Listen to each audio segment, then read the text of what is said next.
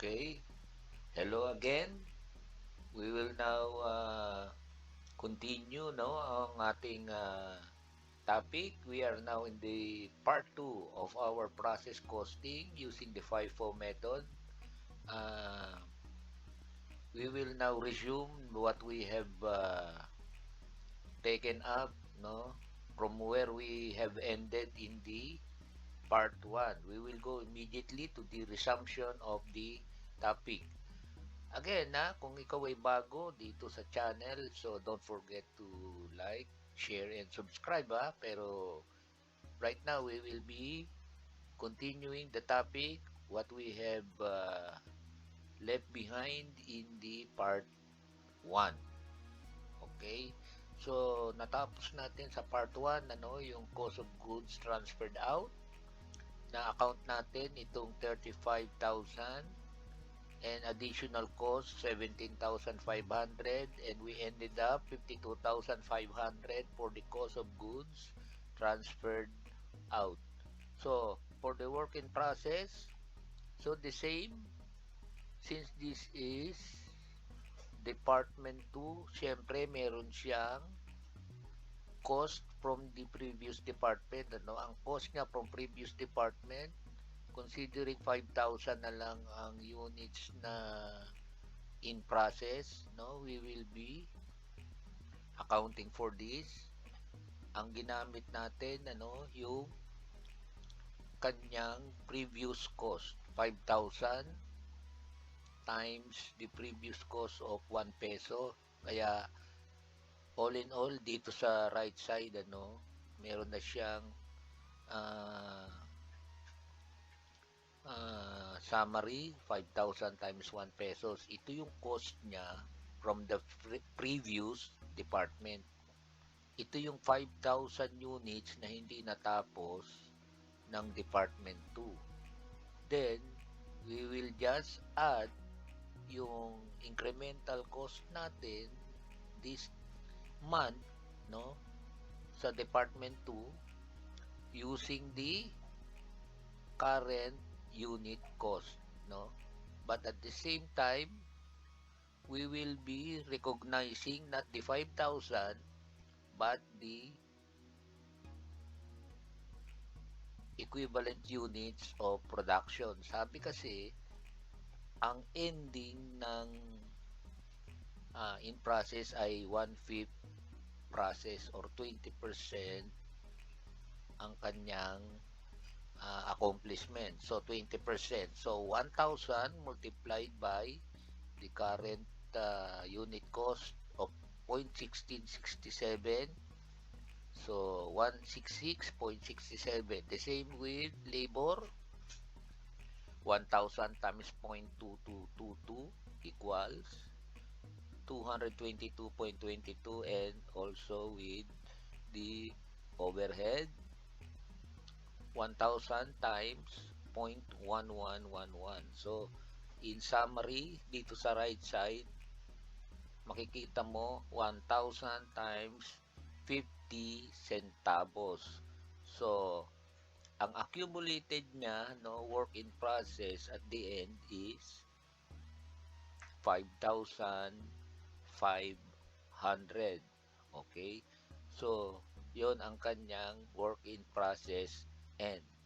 So, at this point, we can now say na we have accounted the cost, The cost to be accounted for is 58,000, and we have accounted all of that by identifying the goods transferred out, 52,500, and the work in process end, 5,500, for a total of 58,000. So that's the process ending in January, for Department 2. So we will now continue. Now this time we will be taking up for the second month, February. So we will now consider all the jobs that we have left behind in January. So tandaan natin, we had work in processes, meron tayong mga hindi natapos nung last month ng January. For Department 1, ang hindi natapos ay 10,000 units. Okay? So, the 10,000 units will be uh, continued at they will resume the uh, production for this unfinished unit sa February uh, or the next month, no, the month of February.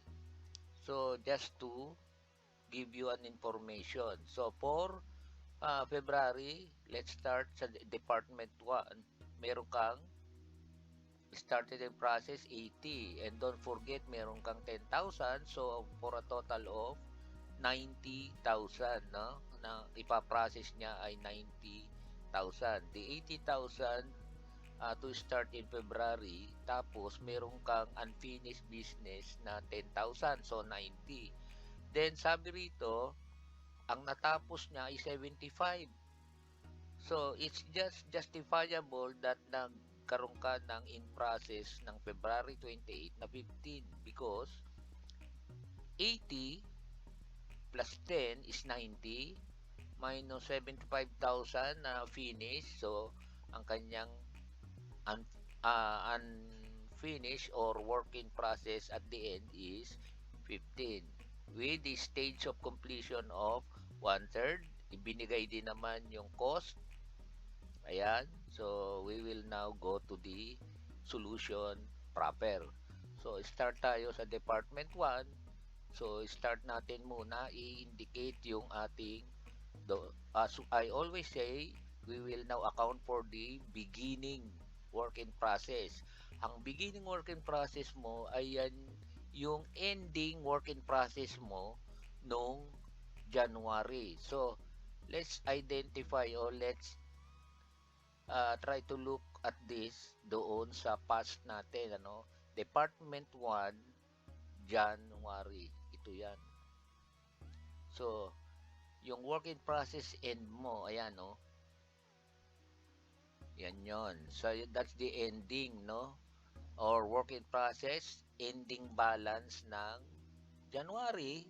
So sa this February, yan ay iyong beginning in process. So work in process at the beginning. Okay? So 50% siya unfinished, kaya 50% din ang ating gagawin this month. So meron kang started in process na 65. Bakit 65 ito? Because the fact that you finish 75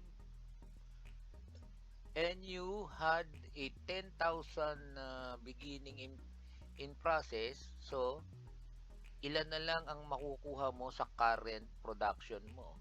So 75 minus 10 equals, yan ngayon yung 65, no, started in process. So if we will just refer to the discussion sa part 1 ng ating video, it's not that hard for us to understand.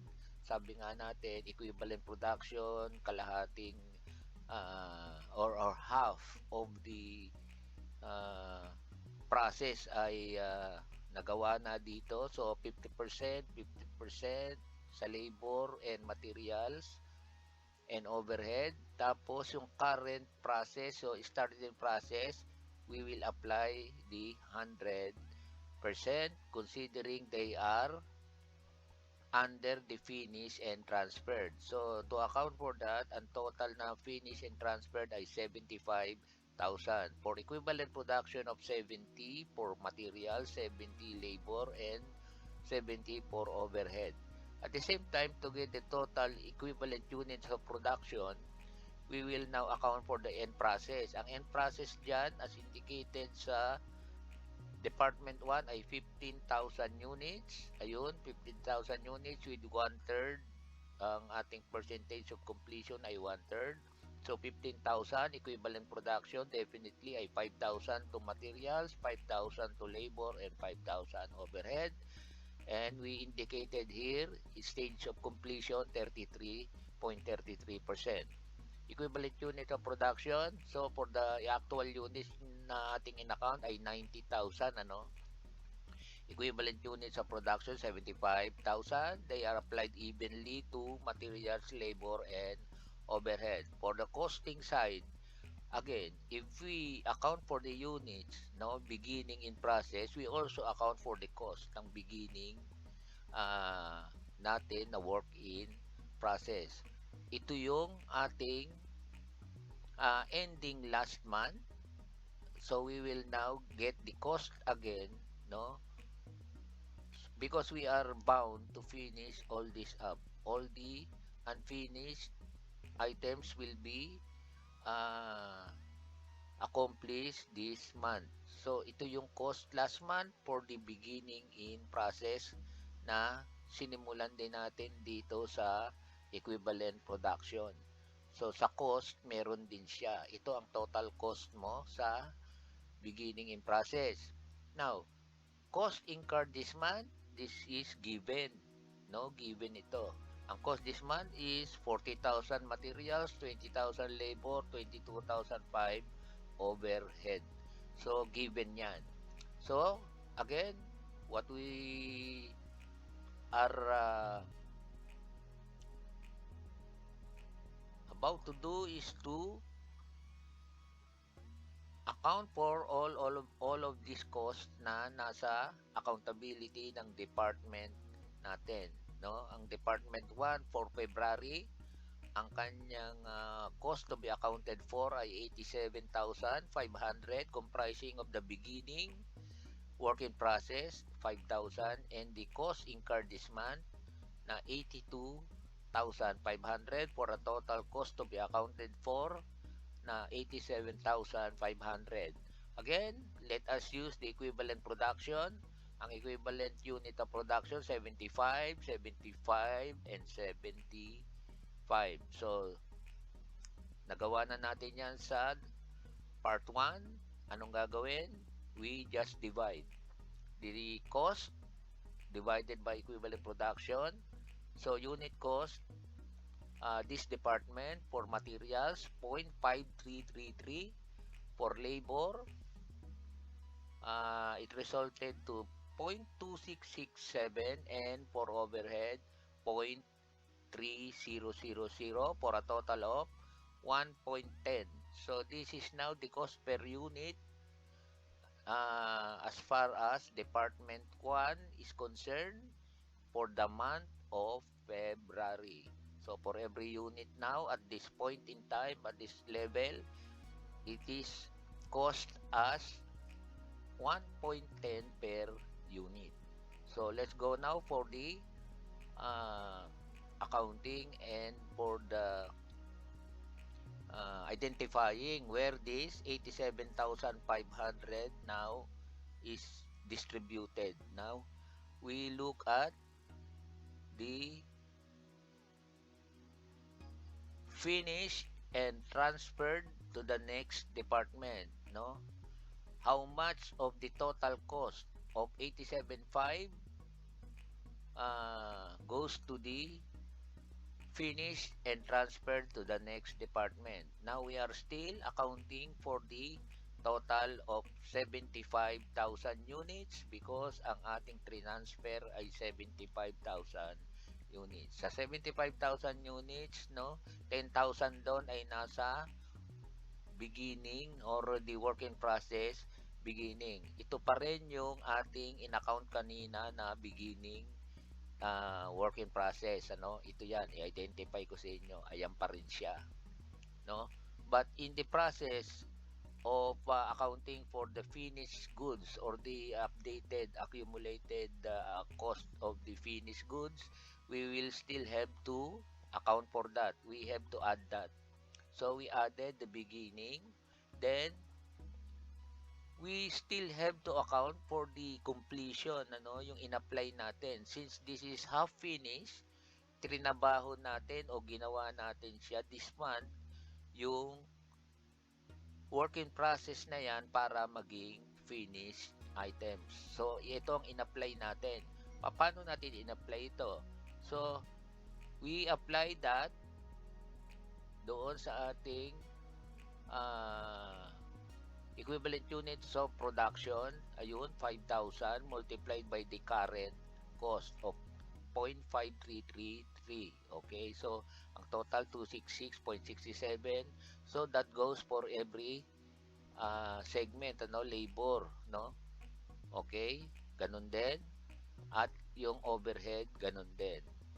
Equivalent production times the current cost, no, per this component of cost.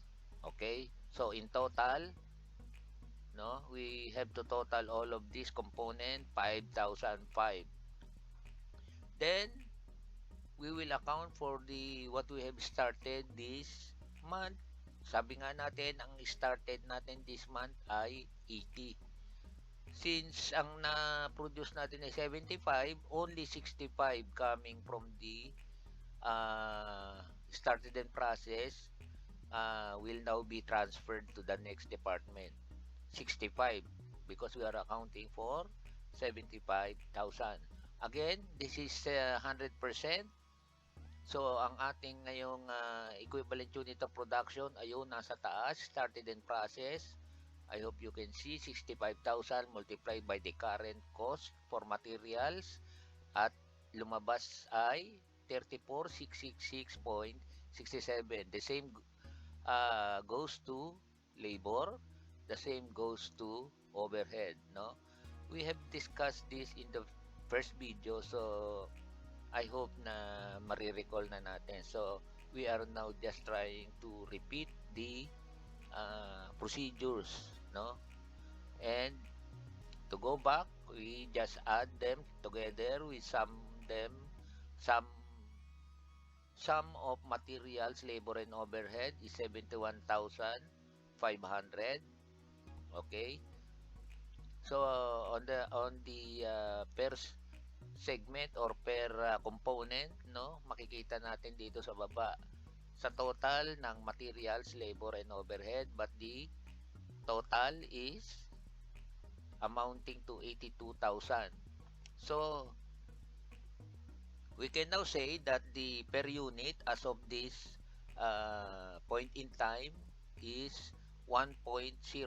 That is 82,000 divided by the total number of transferred in units is 75,000. So 82,000 divided by 75,000 is 1.09.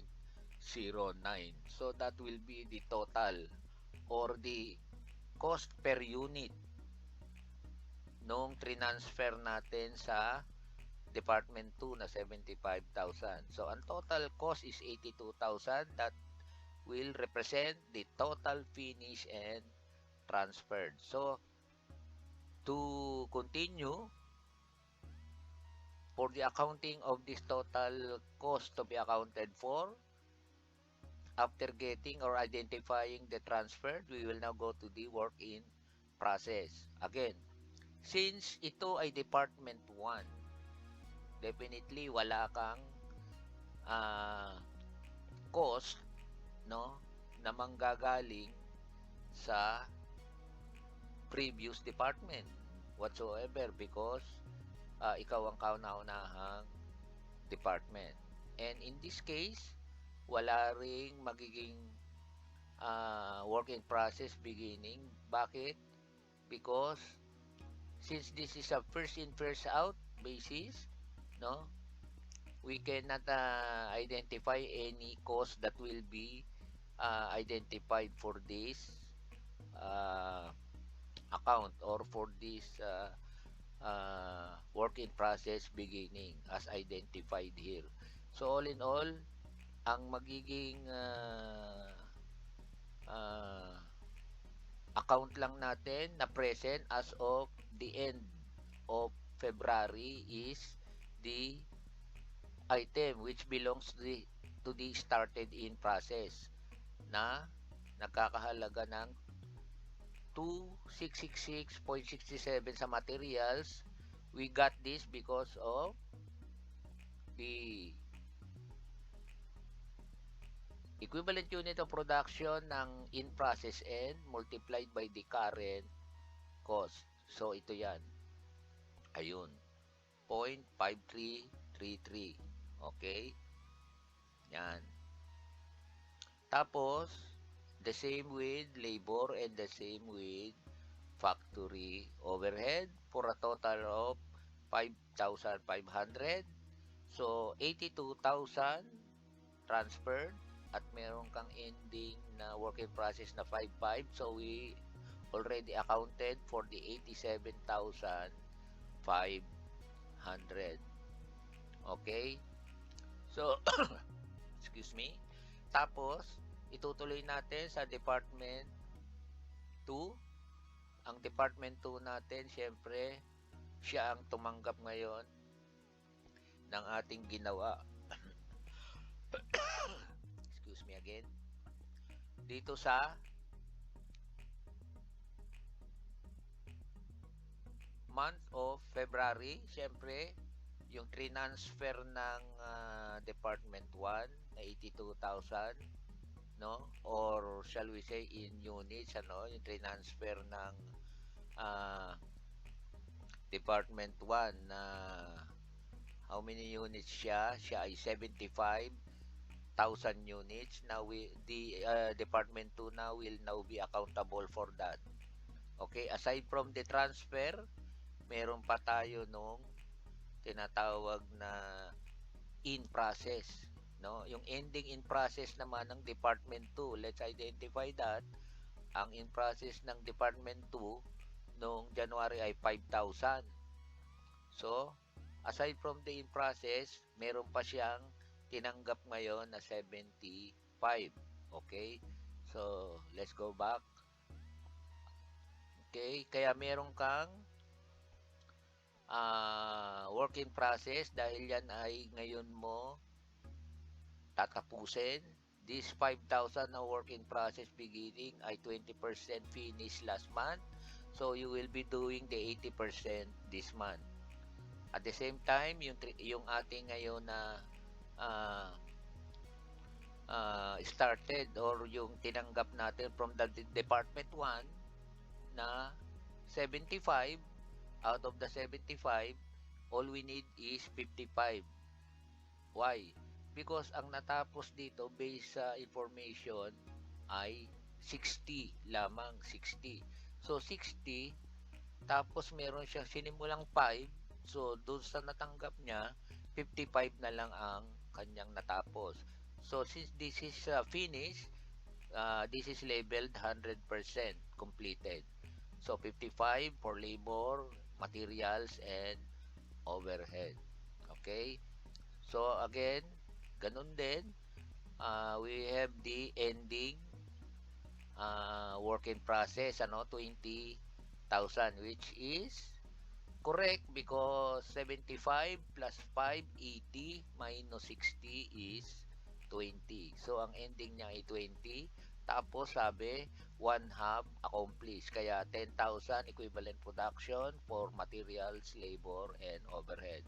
So the total of equivalent production ay 69,000 for every component of the product. Kaya let's go ahead to the costing. Sa costing, sabi natin kung ano ang transferred na cost at yung in process, beginning ay i-account natin. For the beginning natin, 10,000 units, yung 10,000 natin na in process last month, ilalagay or idadagdag na muna natin sa costing. Ang amount natin ay 55. Ang transferred naman from the Department 1. Again, ang work in process beginning, atin yan nung January. At ito namang transferred from Department 1, ito yung natapos ng Department 1 sa February, inilipat naman sa ating department. So, ang amount niya ay 82,000. And we have the cost incurred this month as indicated sa ating cost summary, 11,500, 14,009, So, yan yan. 11,500, 40,000, 9,000 for a total of 34,500. We have accounted the total cost, no, to be accounted for at 122,000 pesos. Then, we'll just use the equivalent unit of production. Siyempre, lagi nating ginagawa, nag-arrive tayo sa unit cost, no, for this department. Yung blue section na ito, no, we will talk about that a little later, ha. Ito muna ang ating pansinin, itong white portion na to. This is the result of the uh, total cost to be accounted for, or rather the current, no, yung current cost natin, okay, cost current this month, no, divided by the equivalent production. Ito muna yon. Mamaya natin pag-usapan tong may highlight na blue. So again, ganun din, gamitin muna natin siya because gagamitin natin itong current cost doon sa ating incremental cost, yung ating production ngayon, no? Okay? So, ganito ang mangyayari. We are using this portion here, yung unit cost, this department. We'll go ahead with the accounting for the total cost ng 122,000. So, start tayo sa finish, no? Finish. Lagay natin ang highlight. Yan. Finished and transferred. Ang composition niyan ay yung beginning. Again, since siya ay in-account natin, ayun, no, 5,500 cost last month, kasama siya sa ating costing because this is accumulated, no? Accumulated. At yung portion naman na to, ito yung portion naman na ito, rather, siya yung portion ng ating ginawa ngayon. Katulad din ng ating ginawa sa part 1, kung ano yung ating equivalent production this month, ayun, no, 4,000 ang equivalent production natin para sa work in process beginning, multiplied by the current cost, no, current unit cost. Ayun, no, may highlight yung white portion. Okay? So the same with labor and overhead, total 2,000. Now, this is now the role of this blue highlighted amount. Ang costing nito nung transferred from Department 1, accumulated na. Gagamitin na natin yung cost nung last month plus yung cost natin ngayong buwan o ngayon, rather ngayong buwan sa department natin. Again, i-combine na natin yung cost na galing sa Department 1 at saka yung current cost natin. So, ang cost kasi na transfer sa atin ng Department 1 ay 1.09. Okay, I will identify that. Ito yan, no? Ito yon. Yung 82,000 is 1.09 per unit. Kaya ngayon, dito sa ating transferred from Department 1 na sinasabi, combine na siya. Combine na. Yung cost natin ngayon na ang amount ay 50 centavos, i-add na natin yung 1.09, kaya 1.59 na ang costing nito bawat component. Kaya ito na yan. Yung ating current is 0.1667. Yun naman galing sa last sa Department 1 ay 0.49333. So, ang total ay 0.66 centavos or 66 centavos for that matter, no? Kaya, ang mangyayari, no, the equivalent production of 55,000 multiplied by the updated, no, unit cost na updated. Bakit? Kasama na yung cost nung previous department na 1.09, i-add na natin yung current cost natin na 0.50, kaya ang gagamitin na natin ay 1.59, no? Divided into 3, I mean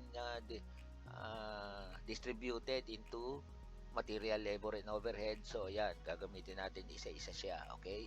So, sa materials, labor, and overhead, using the accumulated unit cost na. Okay, sige. So, may total na tayo. Kung tinotal na natin siya, lalabas ay 95,133.33. Okay, reminder, if you can use as much as 5 decimal places, do so kasi mas tatama ang computation pag mahaba ang decimal places. Pagka dalawa, tatlo, mayroon kang discrepancy.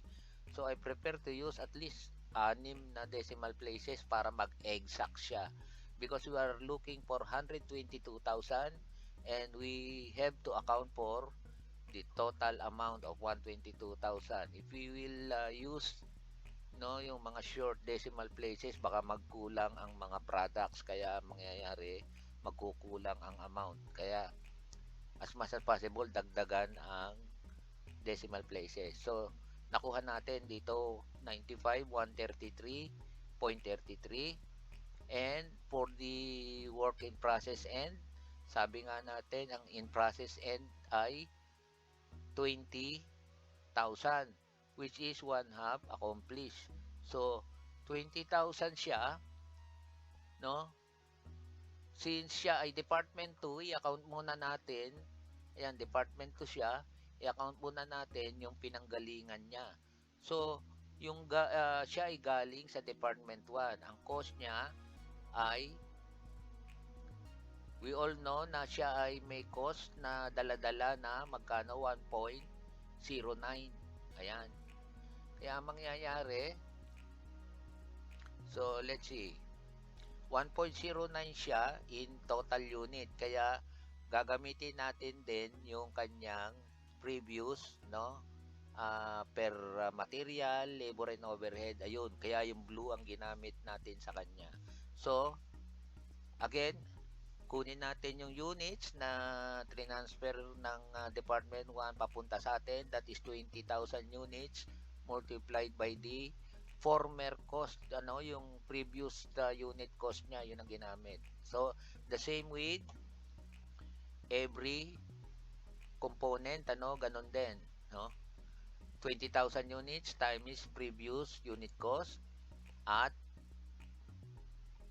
sa overhead 20,000 units times previous unit cost. Okay, then yung ating current cost ngayon, idadagdag naman natin. But, using ang ating gagamitin ngayon ay yung ating equivalent units of production na. No? Ayun, kung titingnan mo sa formula, 1,000 siya because, kaya sa 1,000 ang ginamit, kasi, siya ay, or rather hindi siya 1,000, 10,000, sorry, dahil 20,000 times 1/2 is 10,000. Kaya kung makikita mo dito, 10,000 na ang ginagamit natin multiply by the current cost, hindi yung accumulated, yung current ang gagamitin mo, yun yung Y, ito yung unit cost this department. So the same with labor and overhead, ganun din gawin mo, 10,000 multiplied by the current cost per unit. So the same with overhead. So ang total natin ay 5,000. Add mo yung previous balance niya, yung kanyang original balance coming from the department 1, ulitin ko, ang in process beginning mo ay dala-dala nito yung previous cost niya na 1.09, then ito yung current cost natin ngayon. Kaya all in all, kung siya ay kukompute mo, this will result to 1.59 din per units. Ito 1.59 kasi 109 dito sa simula, yan, in total in total units 1.09 ito sa total units na to, total cost. At dito ay yung current cost natin na 50. Kaya kung ito total mo siya, total work in process, that will result also to 1.59 na rin. Okay? Okay. But, again, huwag mong kalimutan dito sa beginning natin na to, use the 20,000. But sa pangalawa nating POG account sa work in process and gamitin mo yung equivalent production for a total of 26,866.67. So, again, the total transferred 95,133.33. Then we accounted for the in process end, no? Ang total niya ay 26,866.67. So ang total din niya ngayon, no? If we add them together, 122,000, and we have accounted for the total cost, no, to be accounted for para sa department 2. So again, we're trying to finish this up because we are really trying to get as much as many problems that we can give you to help you sa inyong mga uh, problem solving activities sa mga lessons nyo in accounting, especially, no? This is cost accounting for you, and I really hope that this will be a big help, no, lalo na sa mga nasa accountancy. Again, for this point, I just would like to thank you, and I hope na you keep on supporting this channel. And again, don't forget to share, like, and subscribe. And keep safe, and good luck to your studies, and God bless us all. Thank you very much.